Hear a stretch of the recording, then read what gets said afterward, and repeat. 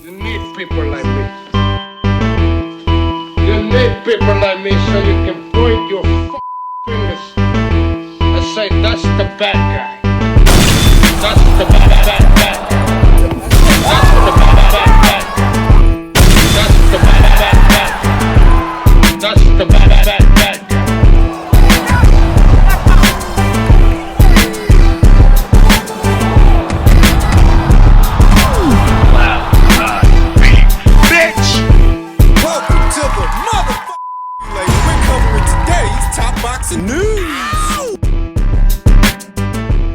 Okay, we'll start with this. Post-fight, after her decision win over Spain's own Jennifer Miranda, then unbeaten, reigning undisputed super featherweight champion Alicia Baumgardner took to her social media and stated, "I want Katie," which is not surprising.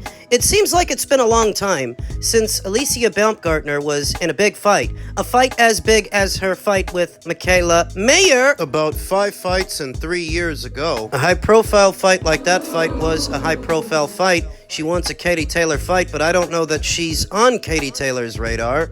I don't know that she isn't. This past weekend's fight was her very first fight with veteran trainer Derek James in her corner opposite the ring. Jennifer Miranda, who moved up from featherweight up to super feather for this fight, which is funny because she looked the much bigger fighter in the ring compared to Alicia. Taller, longer, with a bigger frame, broader shoulders. Because Jennifer moved up from 126 up to 130 for this fight, and because Jennifer had never fought a fighter the caliber of an Alicia Baumgardner, I expected Alicia to be physically too much for Jennifer, to give it a bum's rush. But that's not what I saw. Alicia got hit a lot more than I expected her to. Her punch was not as authoritative as I expected it to be. She won. Not saying she didn't, but that turned out to be more of a contest than I expected it to be. Being honest, I felt it was very bad optics that Alicia couldn't put her away. It's either Jennifer Miranda is better than advertised and tougher than we all expected, Alicia included, or maybe it's time for Alicia to move up because her power is waning. Maybe it's a bit of both. Jennifer Miranda may not be as talented as Alicia Baumgardner per se. Her X's and O's may not be as tight as Alicia, but all in all, she put on an admirable performance, a valiant effort, and if she is to return to the featherweight division, I see a champion in her. Whether she moves back down to 126 or if Alicia decides to move up to 135, vacates the titles she has at 130, Jennifer looks like she could pick one of them up. Remember that MVP signed her. They didn't just sign Alicia, they signed Jennifer Miranda too. I'd give Jennifer Miranda decent odds against Germany's own IBF champion Nina Menka. She might even be able to give Tiara Brown a run for her money. Well, she just gave Alicia a run for hers. Looked like Alicia was struggling to get within striking distance of Jennifer due to Jennifer's height, getting peppered with shots here and there on the way in. Maybe the height bothered her a little bit, but at the same time, that's not the first time she fought a fighter that's taller than she is. Michaela's taller than she is. Maybe, but I don't think she was as switched on for this fight as she was for the Mayer fight. There was some history, some bad blood there between her and Michaela, whereas Jennifer, she probably expected to mow Jennifer down. I did. I expected her to. Being honest, she looked kind of flat out there, kind of ordinary. In what was her first fight with Derek James in her corner, I don't know, maybe she'll look better 2 fights into that partnership, or 3, but this past Friday, that wasn't the best I've seen Alicia Baumgardner. Now she wants Katie. Does she get her? There are a lot of girls at MVP that might want a Katie Taylor fight. Not just Alicia. There's Chantel Cameron. There's Holly Holm. I feel like whether or not one or some of those girls get her all depends on how much money MVP can put up to make it happen, and whether or not Netflix will be involved, like they were just involved in the Serrano trilogy. They paid a lot of money to do that. Paid a lot of money to the fighters, put up a lot of money for the promotion. They actually had famed actress Charlize Theron narrate the featurettes. They paid to play, but would they do that again for one of these other fighters like Alicia, like Chantel, like Holly Holm? That's a question that needs an answer, because there's still no shortage of women boxers that want a Katie Taylor fight, but they can't all get her. Which fight makes for a bigger fight? Taylor versus Baumgardner?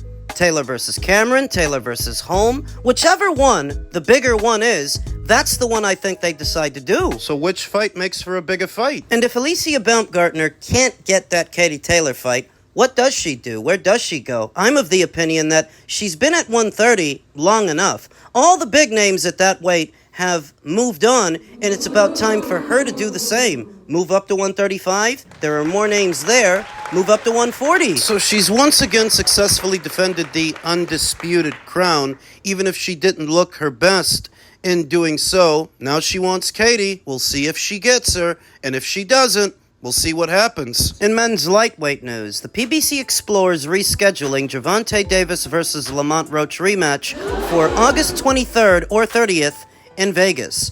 Gervonta Davis's immediate rematch with Lamont Roach has been pushed back at least another week or two, and perhaps longer. The ring has learned Sunday that representatives for Al Heyman's PBC were working over the weekend to determine if the second 12-round lightweight championship bout between Davis and Roach could be rescheduled for later on next month in Vegas. PBC intended to hold their WBA lightweight championship rematch August 16th in Las Vegas, but fighting on that date became increasingly unlikely even before Davis was arrested again on Friday for allegedly assaulting his ex-girlfriend, the mother of his 2 children, on June 15th in Doral, Florida. The Ring reported 2 months ago that the Davis versus Roach rematch could take place August 16th, but PBC never announced it for that date. They didn't, but we know that Ring Magazine didn't pull that tentative date out of their ass. Just the other day, Lamont Roach provided reassurance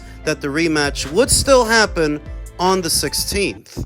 He did him a quick little spa treatment and got the fuck out of there, you hear me? So, hey, I just want to let y'all know that the fight's still on. The fight's still scheduled to be August 16th. So even if the PBC never officially announced August 16th as the fight date for the rematch, Lamont Roach let the cat out of the bag that is what they were trying to do. The Ring has also learned that Gervonta Davis, 30, had stopped training in Miami for approximately 3 weeks prior to his arrest on Friday. I'm not surprised to hear that. It isn't clear how yet another legal issue could impact his availability to fight next month and beyond. Roach, 25-1 with 2 draws and 10 knockouts, of Upper Marlboro, Maryland, is obligated to an immediate rematch with Davis, 30-0, with 1 draw, 28 knockouts, because the Baltimore native exercised that contractual right after they fought to a surprising majority draw March 1st at the Barclays. Davis was heavily favored to win if Davis is either unable or unwilling to commit to their rematch. Within a reasonable period of time, Roach's representatives could begin exploring other options for the WBA Super Featherweight Champions' next fight. Handlers for Davis, the ring's #1 ranked lightweight, and Roach, ranked at #4 among the ring's junior lightweight contenders, first talked about scheduling their rematch for June 21st in Vegas.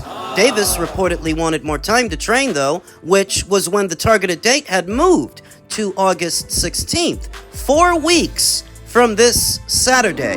So first they wanted to do it in June, then it was in August. That would make this the second postponement that this rematch would have faced. Why is it taking so long? Because it seems that even before Gervonta Davis got arrested, they hadn't made the fight. It wasn't made official. And why would Gervonta Davis have stopped training 3 weeks prior to last week? It couldn't have been because he expected to fight on the 16th. That means the opposite. What that says is that he didn't expect to fight on the 16th if he stopped training more than 3 weeks ago. I said it a few days ago. Before this news even broke, I said that they've got about 5 weeks to promote this fight that they haven't officially announced, where you normally need 8 to do that. 8 weeks. So the lack of an official announcement in tandem with Gervonta Davis's latest arrest and this recent revelation that he hasn't been training for over 3 weeks all tells the story to where they're not fighting in August 16th, but they may not fight in August at all. That's still cutting it very, very close. If they even fight.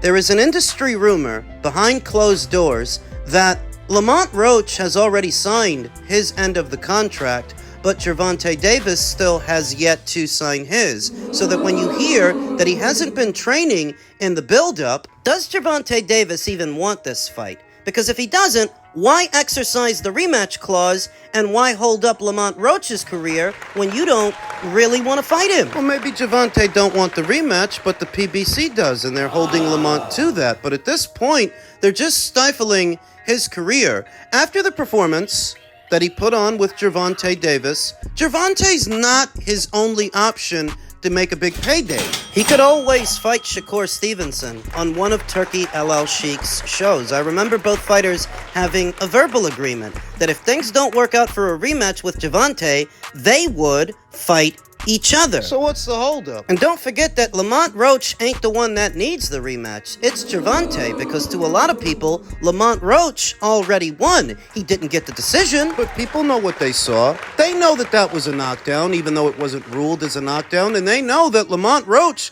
looks to have won more rounds than Gervonta Davis.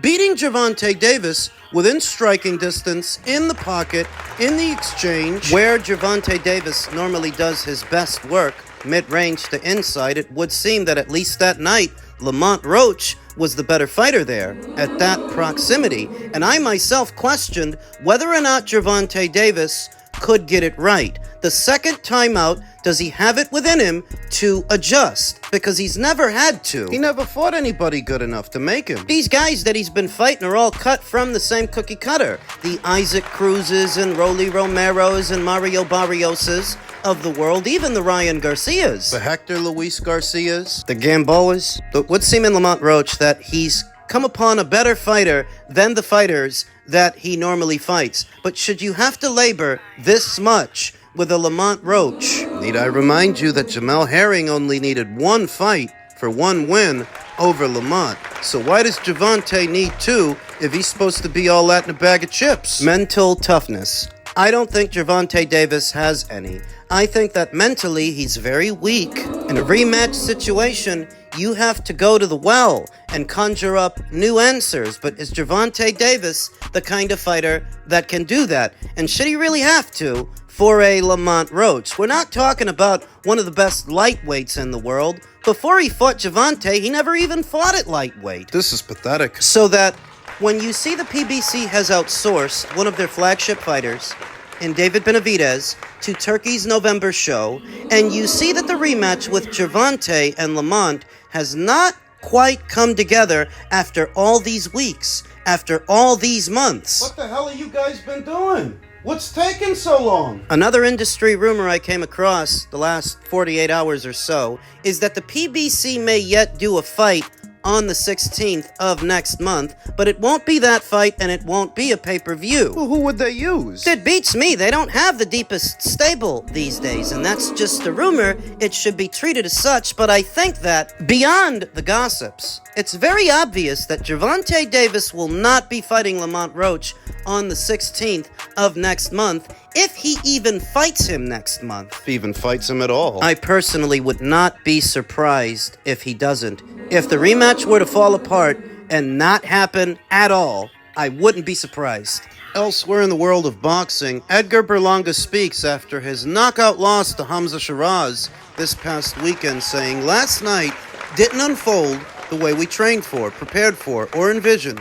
It was a tough loss, one that felt surreal in many ways. No excuses will be made. We will take full accountability, and with that, we also take the lessons. I want to congratulate Team Shiraz for the victory. In defeat and victory, we will remain humble, no matter what." Remain humble? Edgar Berlanga is anything but humble. How could he remain humble when he was never humble to begin with? Boxing is as much mental and spiritual as it is physical. Some nights test everything inside of you, and this was one of them. Though this moment is heavy, we know it's not the end, it's a turning point. We thank God for his continued grace, even in defeat. We thank our team for standing strong, and to our supporters, your unwavering belief does not go unnoticed. The journey is far from over. We'll take time to reflect, recalibrate, and return with clarity, hunger, and focus. We will be back soon. Reactions to Edgar Berlanga's knockout loss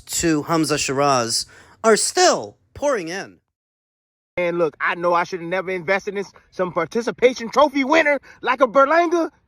Damn, Berlanga, I told you don't lose at home, bro. You didn't just lose. You got knocked the hell out, man.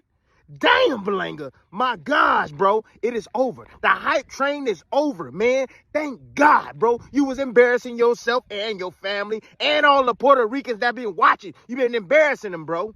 Seriously, man. And this is just the icing on the cake, man. I'm so glad it's over. Finally, it's over, man. For real. You feeling yourself. I'm glad you got humbled, bro. You got humbled by that man from Little Rascals. Yeah, he came and he was ready. Like I told you he was going to be ready.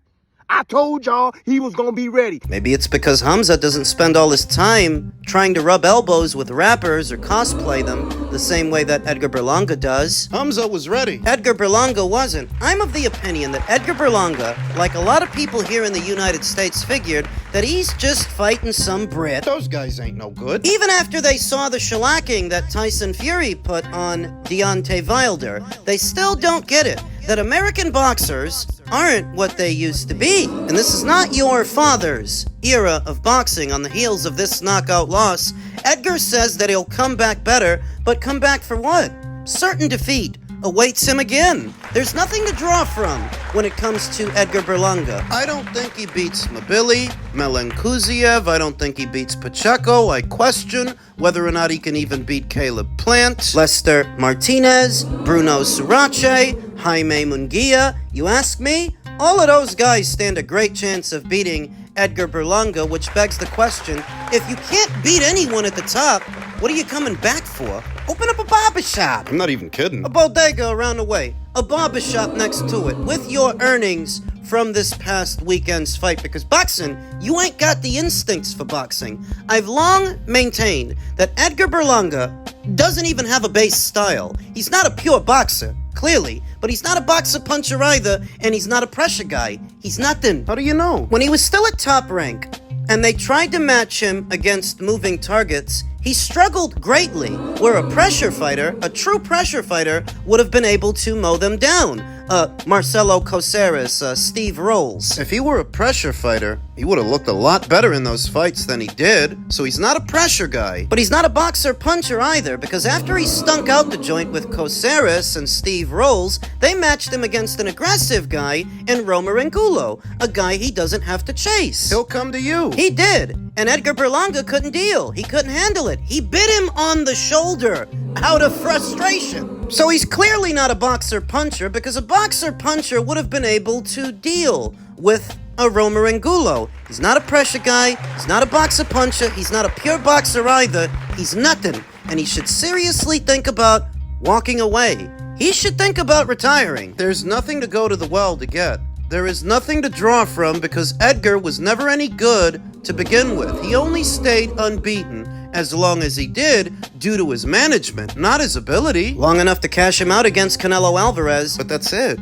You've already had the biggest fight you could have. It's all downhill from here. They step him up again, he'll lose again. Shiraz was a step up? For Edgar Berlanga it was. That's how poor his competition has been for most of his career. I don't even think he should come back.